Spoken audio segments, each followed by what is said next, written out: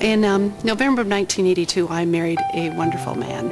His name was Dave Serfling, and I was so blessed. At the end of my wedding day, my jaw hurt because I smiled so hard all day. I was so lucky.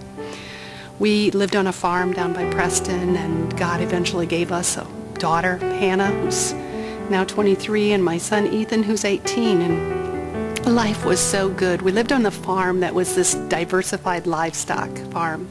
We had cows, we had pigs, we had sheep, we had chicken, we had rabbits. It was the kind of place everybody wanted to live at. When the kids' friends would come out, they'd say, "This isn't a farm, this is a zoo." But they all loved it, and we worked together as a family. You know, it wasn't always perfect, but it was a really good marriage. It was a really good life. We had everything going for us. My husband had just finished his master's at Iowa State. I had gone back to school and advanced my degree. The kids were doing well. And on Sunday morning, June 8th, I woke up with a headache. And I told my husband, "You know, I'm just not up to going to church today. Why don't you and Ethan go, and I'll stay home, and we'll do something later today." So I'm laying in bed with this headache, and I get a phone call, and it says, "Diane, there's been an accident.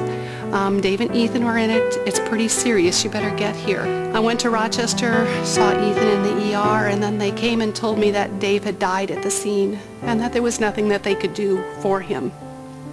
It was one of the worst moments of my life to hear that I was not going to be going home to him that night, and that he wasn't going to be at the farm when I came back again.